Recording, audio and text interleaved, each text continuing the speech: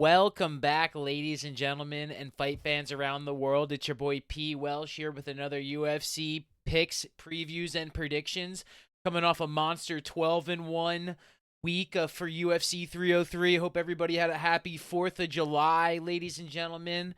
We're going to be getting right into it this week. Bang! We got a middleweight bout. Josh Freemed versus Andre Petrovsky at in the middleweight bout. We got Freemed 11-5 coming off a loss at 6'4". We got Petrovsky 10-4 coming off a loss standing at 6 foot.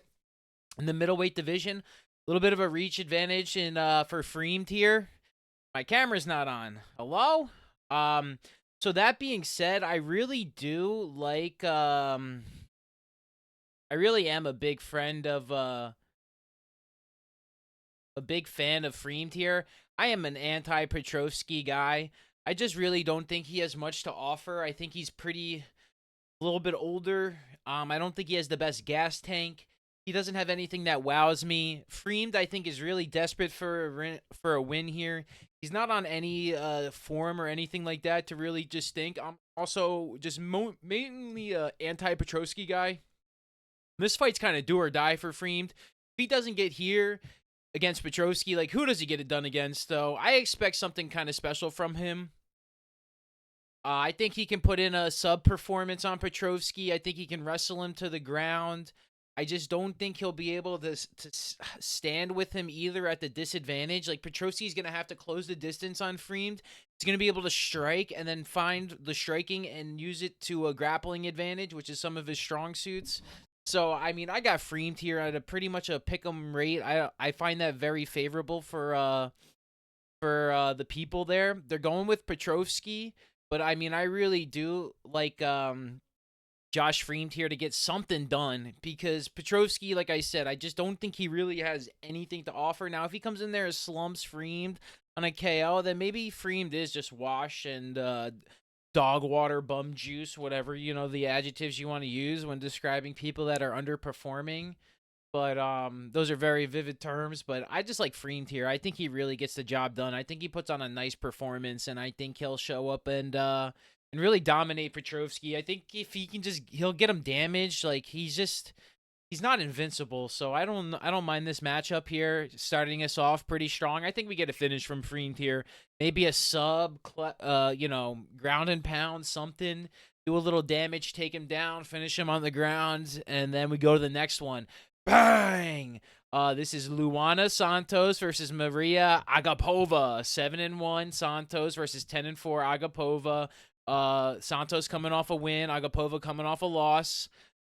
This one I really have to say I'm leaning towards Santos here. I just think her win condition is very good against Agapova, who's very strong. You know, on the feet, but very lacking in the ground game, which is she's been finished by sub a few times, and that's where Santos really wants to get on the ground and really dominate her opponent like that. I think we could see a submission here or just a very dominating decision for Santos. I really like her. She's a heavy favorite for a reason. I just think the styles make matchups, and they really you're going to have to see Agapova really stand and control the distance. And if her defense is good, I mean, she can win the exchanges on the feet and have a win condition. Massive upsets do happen in the women's division quite often because they're very evenly matched up. But other than that I'm going Luana Santos.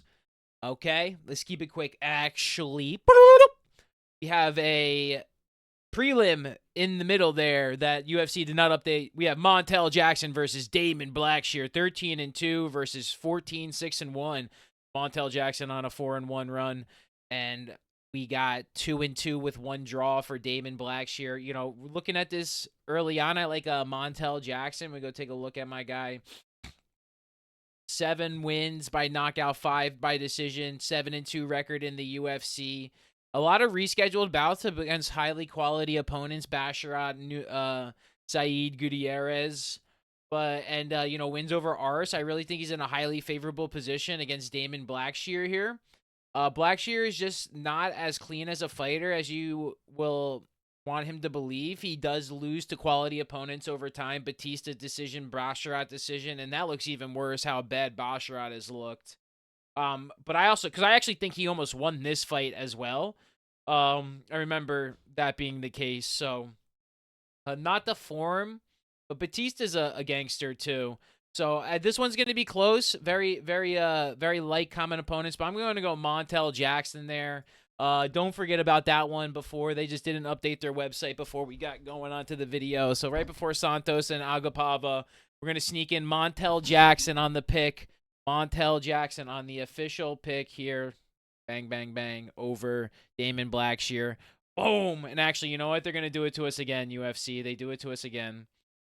We have to go to the next fight. We have a replacement for against Jasmine Jazzer Fatima versus Fatima Klein. And Jasmine is 3-2 in her last 5, and Fatima 5-0, coming in at a pretty even favorite. It's Fatima's promotion debut. Metrics pretty strong, much younger, so that gas tank could be a big factor going in there if Jasmine fades down the stretch. Now she does have some quality wins, and it looks like a force in the octagon when you put up there some of her performances and who she fought with some of her finishes. A lot of cage time in there, and I think that's really going to be the difference. You're going to see just these unanimous decisions plus a finish in her history. Win or lose, there's going to be a lot of experience that she's gained in those fights and those trainings that I think really allows her to prevail against somebody like Klein. Unless she has some kind of knockout performance or a finishing potential, which she's not on like some kind of streak, which is what I think she'll need to do to beat somebody with that much cage experience, because it's likely that it's going to be 1-1 going into the third, and then how much has she trained? What is she prepared for? Is this the best person she's ever fought? There's a lot of questions that will be answered. Fatima Klein in that third round. I'm just going to go pick Jasmine here. Bada bing, bada boom. I really think she'll win that third round. I think it will be split decision, very close, very, very close. And, I could see that happening. So we're going to move on there because she was supposed to fight Vivian Araujo, but that didn't happen. So I still like Jasmine against Fatima Klein in the flyweight division. I just think her win condition is just like experience, gas tank. You put in 10 extra years of extra training and extra as wanting to be a cage fighter. I think they'll really pay off, in those little moments and those seconds and those exchanges. So crazy, all those years in training probably only boil down to 10, 15, 20, 30 seconds inside the cage, but those are really what wins fights. I think that's what Jasmine's going to give us right here. And if she doesn't, then we're in for a whale of a fight, because I think she's going to go down guns blazing, if anything else. Bang! So we're going to move on, ladies and gentlemen, into the middleweight division. We have Abdul Razak Alassan.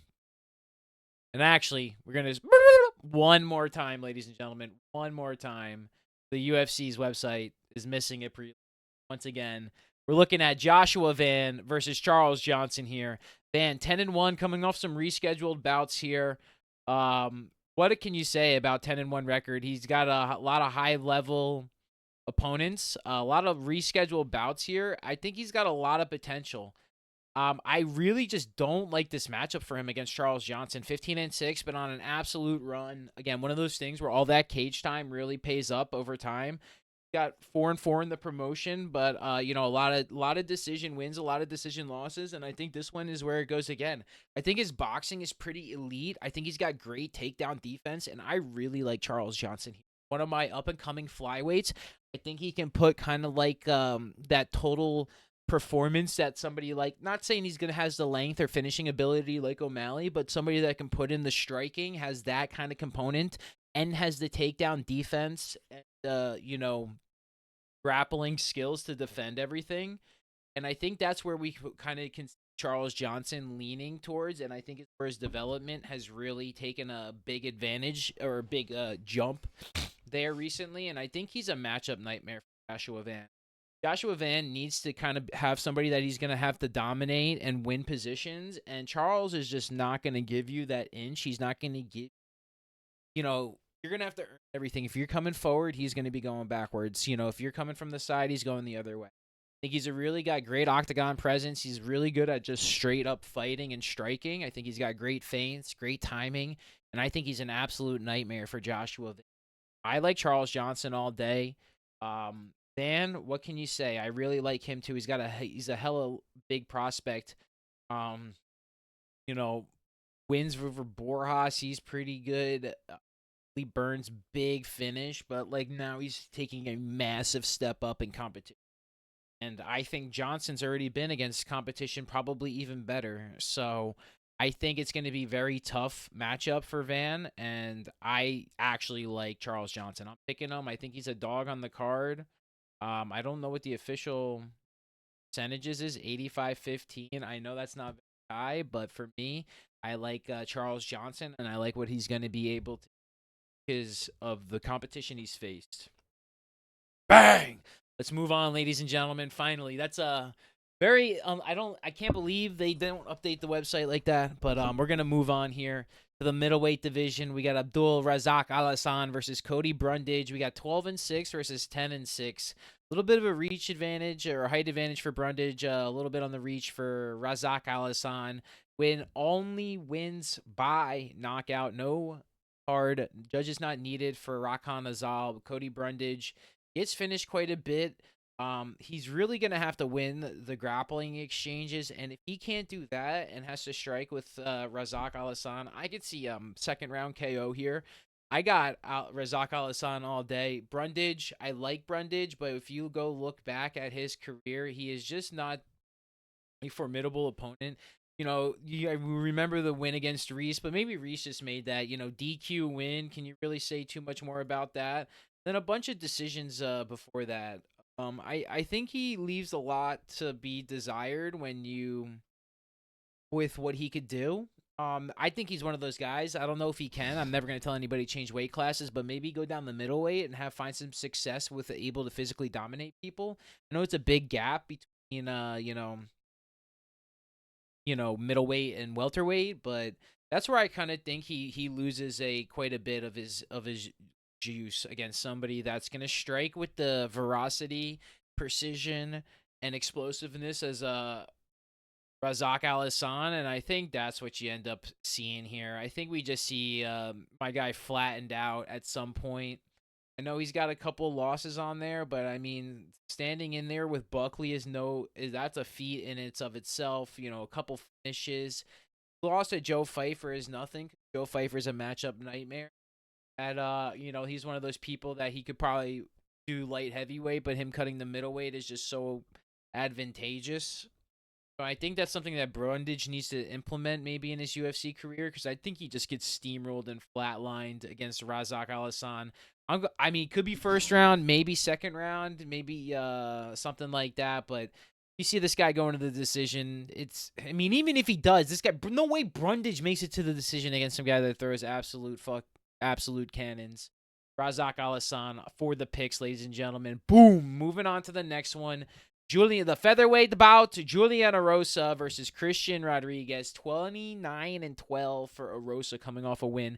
6'1" in the featherweight division versus Christian Rodriguez. 11-1, 5'7", and boy, man, what a matchup nightmare for Rodriguez this is going to be. I always call Christian I call him the decision Rodriguez, just because I know he's got some finishes on his resume, but it just feels like anytime he fights, it's never exciting, and it's always like against somebody that can't handle themselves. Like even that Raul Rojas fight, he just was kind of beating up on somebody, in my opinion. But very technical to beat somebody as skilled as Rojas take no scratch out of that. I don't want to undercredit that just because I wasn't happy with as a neutral for Rojas, right? But this one's kind of reeks to me. Julian Erosa, is he coming in here like the good old Bill Aglilo, good old Gerald Mearshart? Guy that's just gonna come in there off a really good camp and strike with somebody that he has a mega advantage on for 3 rounds. I think that's where I'm gonna go, and I'm picking this one for Erosa. I really like Christian Rodriguez. Like I said, I don't want to underplay anything that he did in his past, and I think he's actually alive to get a fight and prove me that his name, the decision, is wrong. I'm just somebody sitting here bantering. All the names I call these fighters, they're certified professional cage. I'm just trying to find an edge in the experience that I watched for them in the time that I've been a fan. And just some trends that I think I see over time is something that I try to play on too. And I think Erosa here is going to surprise us. Rodriguez with the record, Rodriguez, with the pedigree, with the prospect, with the admiration to go up. I just think Erosa's bad matchup for him. He's just gonna sit there and kick him and sit there on the outside and punch him and walk around, and then he's gonna just get into the clinch and they're gonna grapple one another, and then they're just gonna exchange on the side of the cage and reverse back and forth. Rodriguez gonna try. He's got to do a lot of damage to the body, right? I think Rodriguez's win condition is you close the distance, you grapple with him, and then you got to beat up that body. You got to be inside. You got to be quick, and if you can do that, you can beat a guys. Like that's how I think you get in there and get done. Dirty box and you get the elbows because like their length is neutralized if you're in there close and you can get into the body work. I hope to see some of that from Rodriguez. I really hope he outperforms my expectation of him right now. But I'm gonna go pick Julian Erosa here. A little bit on the frisky side this week with some of the picks that we have. I just really like some of the potential for some of these fighters and their matchup.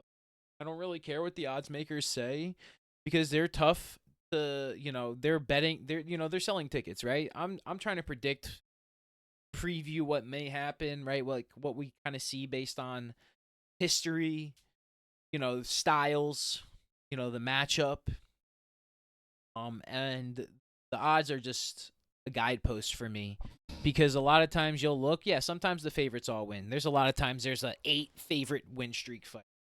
Sometimes there's a lot of underdogs that win in a row too. A lot of pick'ems get close. You really got to kind of stay sharp. When you look at some of these matchups that are literally even money 50-50 Freemed Petrosky, that's where I like to pride myself. And that's where I think you really get a sense of the fight game and how crazy it can be left, right, and center. So let's go Orosa here and enjoy a scrap against 2 certified professional cage fighters. That should be a doozy. Hopefully we see some blood in this one. Hopefully these guys don't hold it close to the vest and let it all hang out. Bang! That's why I like Erosa here because I think he will let it hang out. We're moving on here. Gabriel Bonfim versus Angel Lusa. 15-1 coming off a loss against 10-3. I'm pretty sure he came in off a win. I don't know why they don't have him as a win. We have a big, not a big, but we have a height advantage for Bonfim and a length advantage for Lusa. And this one, I don't know what to say here. If Bonfim is going to have to be able to grapple Lusa, he's going to have to be able to get him to the ground. And even if he does, I think he gasses out. I think he's not going to be able to get the sub. Even if he gets him on his back, we can see, I could see Bonfim having him and trying to choke him out, and then my guy Lusa just pushing him up. So I think he's got decent enough sub defense and strength to hold it down, plus the gas tank to really get it to late second, early third, and possibly find a finish on Bonfim. I think if you saw the game plan that Dalby got against him, he just survived, did damage, and then once the gas tank went, he hit him with a nasty shot. It was game over, and I think that's what we see here today. I got Lusa all day. I think he's one of those guys that actually throws another guy that just throws absolute cannons for hands. He's got that. I don't think Bonfim has the greatest striking game. I think he really made a name for himself with a ground jiu-jitsu, and if that's not going to work against more physical fighters, I think he's going to have a tough time. And I don't want to say he gets finished again. I really love him as a prospect and a big fan of him. But somebody that wants to pick and preview this, I think Lusa can absolutely let one Lusa on him and just finish him. One hit KO. Like, it doesn't even have to be the cleanest strike. Could be an uppercut, anything like that. For somebody that's such a big favorite, I have no confidence in Bonfim being that big of a favorite. I thought maybe minus 200, minus 250, but like minus 350 plus. Like, I think you're going to see a lot of action on Lucy here.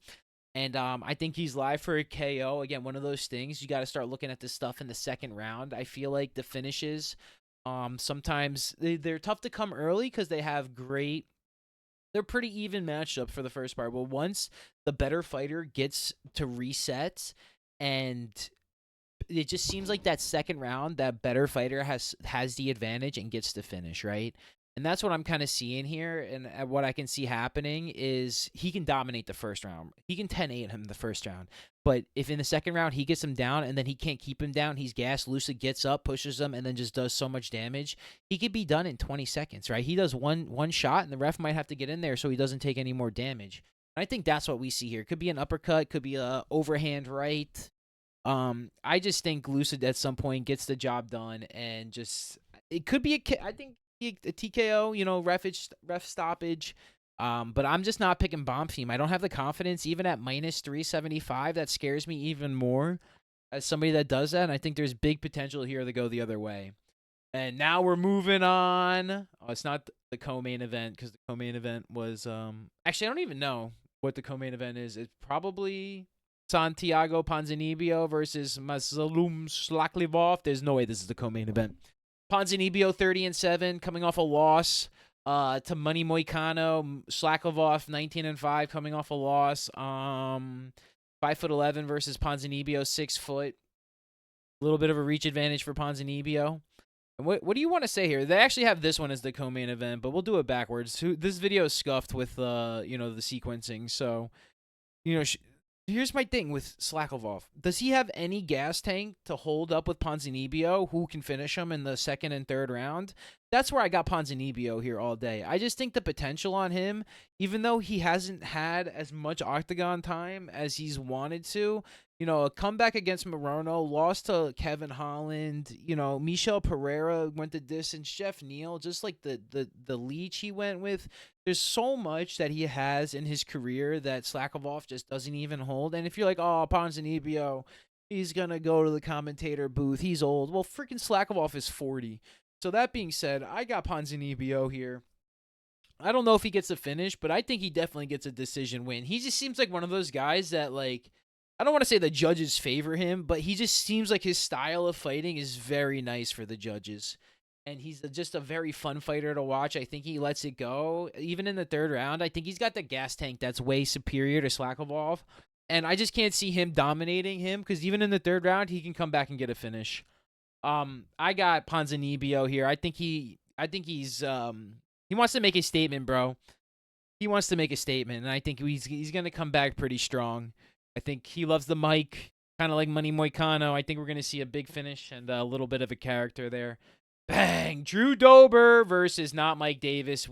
Drew Dober is fighting Gene Lord Silva. One more time here. One more time because UFC doesn't update their website. The guy he just fought in 303, literally 2 weeks or 3 weeks ago. 2 weeks ago. Gene Lord Silva versus Drew Dober. And this one's a little bit harder to go about. I don't really know what to say. Dober. My thing about Dober, he's the same as like some of these other guys, right? He's a certified winner and a certified, but he gets knocked out. You know, he's not as, you know, I will say he kind of reminds me of Grant Dawson in a way, but he wants to exchange and strike, and I think he's just gonna eat one. I got Gene Lord Silva against Drew Dober. I just think that, like, what Dober can do is great against people that he's not better than, but against people that are equal or better potentially, he struggles big time. I think Gene Lord Silva is one of those guys this is also at lightweight, so this is at lightweight. I think that's going to benefit the guy that doesn't really have to cut again, as in the Lord Silva. I think he rescheduled a cancel bout, and he's trying to get, you know, that's crazy. He's literally fighting 2 weeks later. But this is what legends are made of. This guy is actually a gangster, and that's why I'm picking Gene Lord Silva. Just because Dober has a loss in his career and everything. I think Mike Davis would have been a different fight. But against Gene Lord Silva, I got Gene Silva here. So not Mike Davis, but Gene Silva in the recap video. And then that will move us on to the main event, the women's flyweight. Rose Namajunas and Tracy Cortez. This was a replacement for Macy Barber. Interesting matchup we have here. Let's try and get a little fresh, see if we can pop up this amazing website. Namajunas 13-6, coming off a win, 2 knockout 6 by subs. Beat Amanda Hebos after that loss to Fiorot. How they do a spars? Come on now, versus Tracy Cortez, coming off a win, I think, in her return against Jasmine Jasdervicius. Beat Gatto by decision. That's looking good. Gatto's pretty tough. Kish. I mean, I think this one's going to go back and forth, but I mean, I got Namajunas here. I think Namajunas is going to get her to the ground. I think the exchanges will go Cortez's way for some points, but 11 fight win streak, and I think this is kind of the feather that Namajunas needs back in her title contention that she wants. And I just don't see her losing again. I picked her. I picked against her against T-Boss because I thought He-Boss would ascend, right? But the 5 rounds I think was overwhelming against somebody like Namajunas for He-Boss against, she needed that against somebody that wasn't a step up in competition, right? She needed a 3-round maybe against Namajunas, not a 5-round. She needed a 5-round against somebody that's probably more her level so she can and have that experience. And I think that's where Namajunas gets this advantage here, is in that 5 rounds. Same thing with like Tracy Cortez, right? She has a lot of that. She's fought a lot. But she's only one on the scorecard against people that probably equal to her. Gatto is very good. Gatto is good, but that's also a long time off for these bouts. Like Gatto's gotten much better in that time. Has Cortez gotten that much better to overtake somebody that really said she's 2 fights away from a title fight? She got 1. I think this is 2, and then Namajunas comes in for 3. I think that's where we're gonna go. That's where we're gonna go. Namajunas, I like that. I think she comes again with the rebound, 5-round decision win, maybe a late finish, 3rd-round sub or something. But big monster card coming off here. Got Namajunas fight night against Cortez in Denver. So remember, all of this is at altitude. We could see hella finishes. Remember, big right there. Denver, Colorado. We're gonna see a lot of finishes, in my opinion. Petrosky, no gas tank.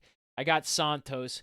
We got Jasmine over the replacements. Remember, we got to do. So we got Josh, Montel Jackson, Luana Santos, Jasmine Jazavicius, Charles Johnson, Razak Al-Hassan, Julian Arosa, Anga Lusa, Gene Silva, Santiago Ponzinibbia, and Rose Namajunas. So, Namajunas, Silva, Ponzinibbia, Lusa, Arosa. Let's go, ladies and gentlemen. 12-1 last week. Let's have another monster week. I'm feeling good about these picks. I feel like the change in the card really put a lot of the stars in the line to have another monster week. I know I was saying it for a while, but 12-1, feeling another double-digit win here. Thank you. Please, if you made it this far, subscribe to the channel, like the video if you care to, comment what you think is going to happen. If you predict 100% of the card right, I'll send you $100. Thank you so much for watching, and peace and love.